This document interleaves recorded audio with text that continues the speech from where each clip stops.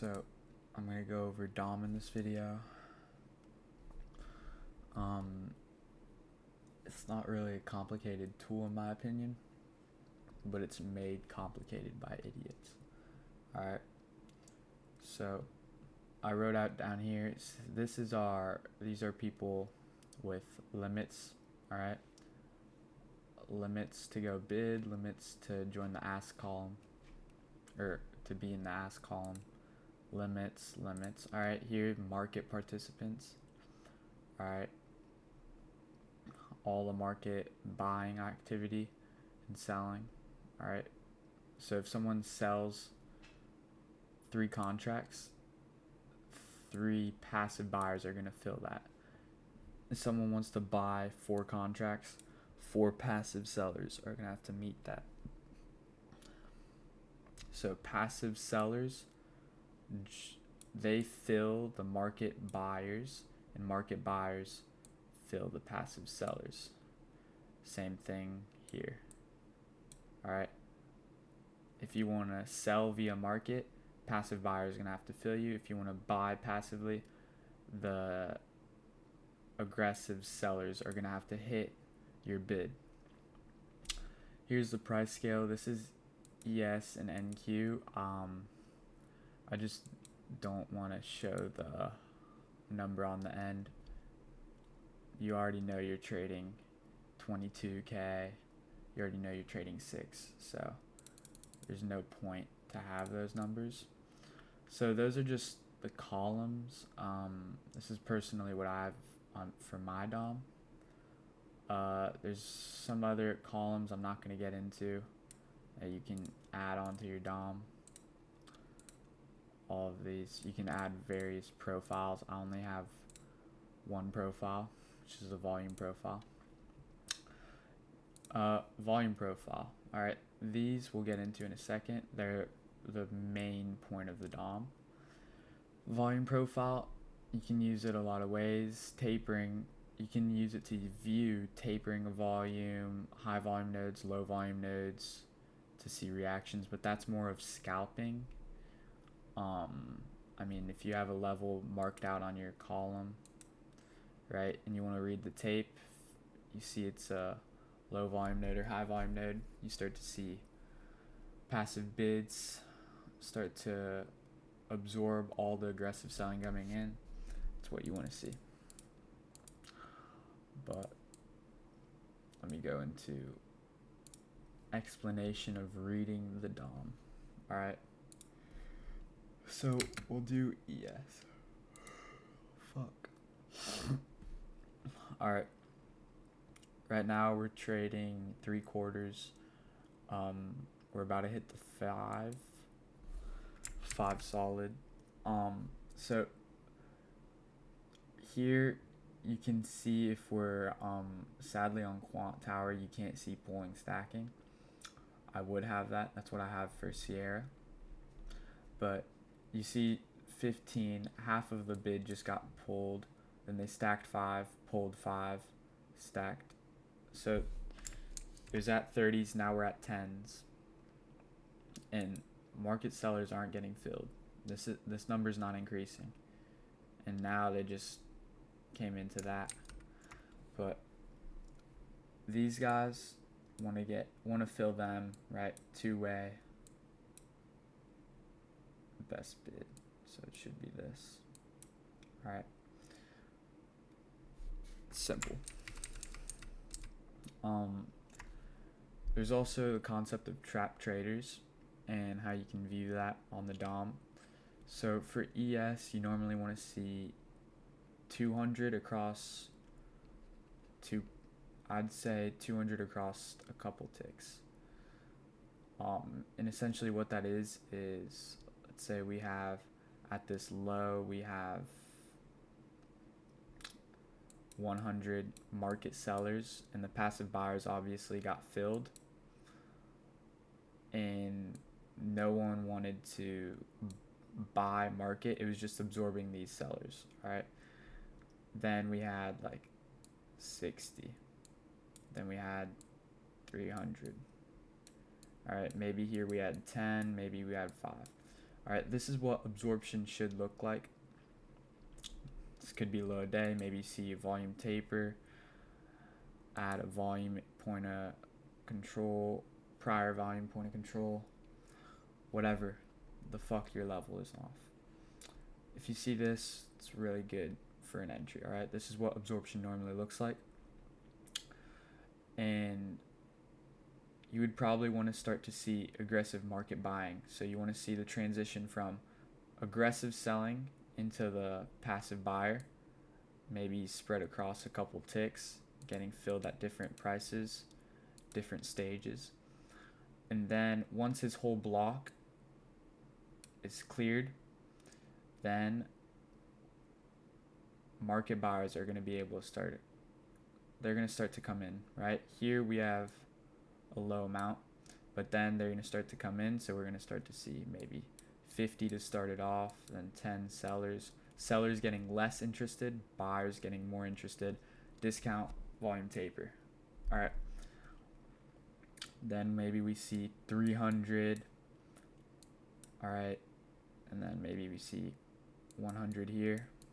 All right. Just an imbalance, right?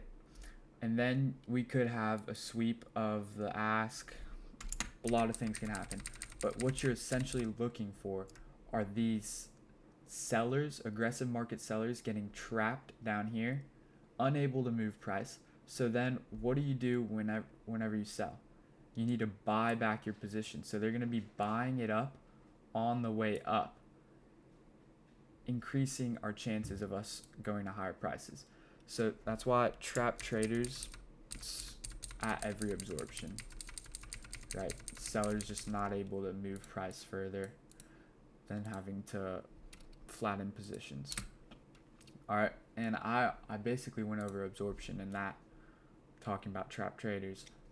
It's just market sellers selling in, a buyer filling large position passively, absorbing all these sellers, and then aggressive market participants another way. So here we have market buyers coming into a level, right?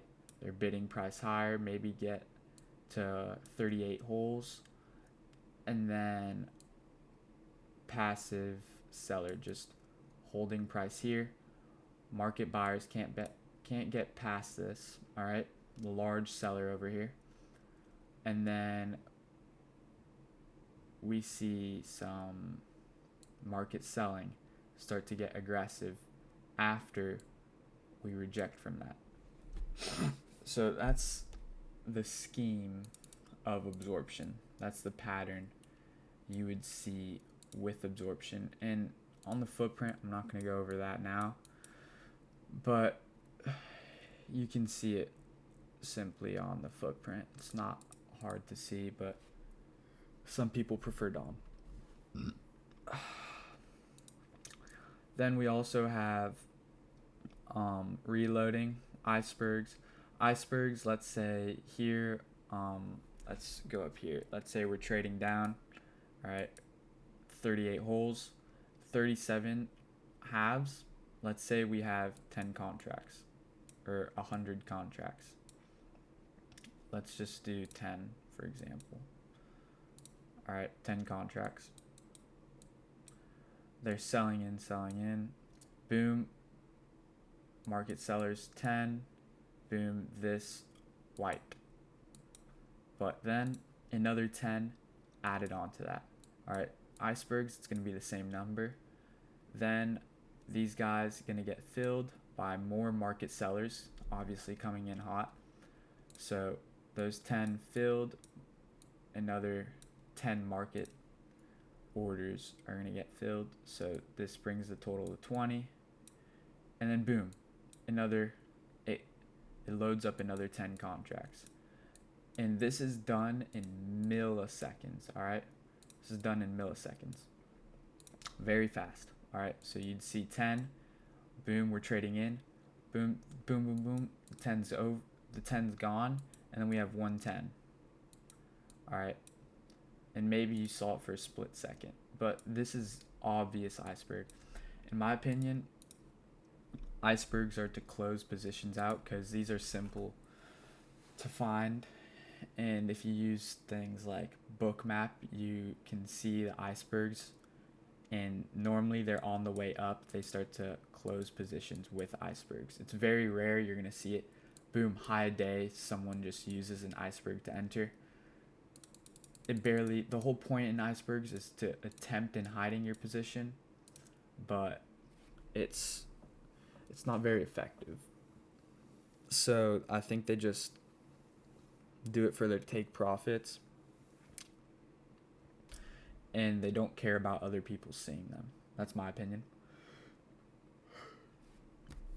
Fuck. Alright. Reloading. It's essentially very similar to icebergs. Alright. Again, let's say we're trading 38s. We're trading down. It's the same as an iceberg, except we could fill 10 and then it go up to 40. Fill 40, it go up to 20. Fill 20, it go up to 30, right? It's just reloading the bid column, right? Not with any particular number, like an iceberg, not a sequence like that. It's just reloading the column. This is what I normally see for absorption.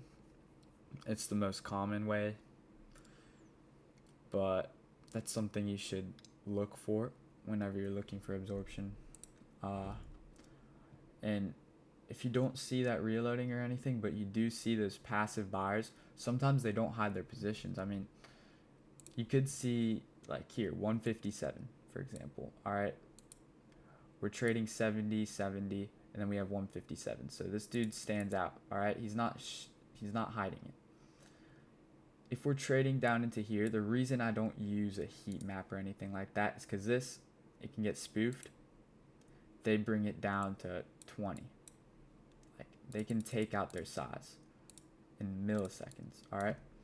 As soon as price is about to hit it. So what I want to see is 157 market sellers get in, and this gets swept. So that shows me that he was good for it, and he got filled. If I don't see that, he's probably going to join the ask column, get in, or just sell market through that. All right, for a couple ticks. So strategies some guys use. Well, it's complicated, but something around there. That's spoofing. What else do we need to go over? We went over spoofing, reloading, icebergs, trap traders. I mean, there's not a lot more that I could get into this video. That's like just basics, because if I went further, it'd take a long time, even though it's already 13 minutes in.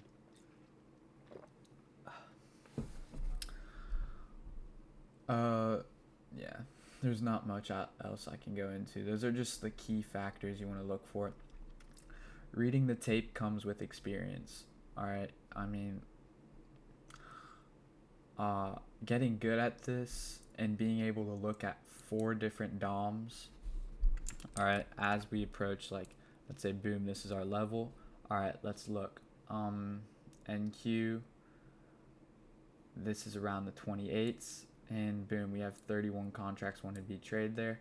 Let's see if they're good for it, and then let's see if they start to stack onto that, and then let's see if market sellers start to come in after aggressive buying. Like, and you don't even have to think about it. Like, it's just natural to you. That's pretty much it. It's going to be a 15-minute video, but another thing for re-entries. All right, this is a very common way you could use DOM. Let's see. Is there a good example? Here, why not this? All right, let's say you're looking, here, boom, your level, ran through, retap, it's gonna go higher. Let's say you missed that. All right. Obviously, there's the retap of your level, but sometimes it doesn't do that. So let's say it was like this. what you could do, there you go. You could look for, obviously it's not going to show it because it's an example, but on here you want to see where the most buying or market buyers came in.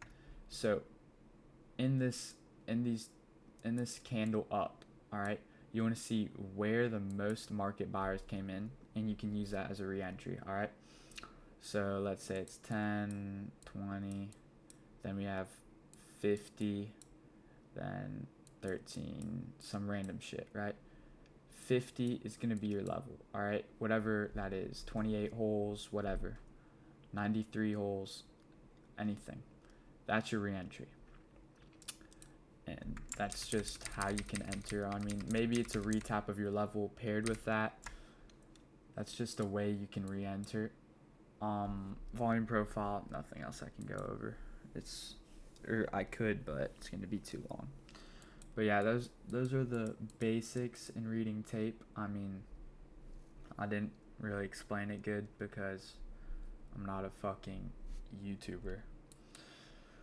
But yeah, those are the basics.